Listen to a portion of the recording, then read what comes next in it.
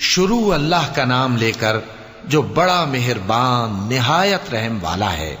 أَلَمْ تَرَ كَيْفَ فَعَلَ رَبُّكَ بِأَصْحَابِ الْفِيلِ أَلَمْ يَجْعَلْ كَيْدَهُمْ فِي تَضْلِيلٍ وَأَرْسَلَ عَلَيْهِمْ طَيْرًا أَبَابِيلَ تَرْمِيهِمْ بِحِجَارَةٍ مِّن سِجِّيلٍ فَجَعَلَهُمْ كَعَصْفٍ مَأْكُولٍ۔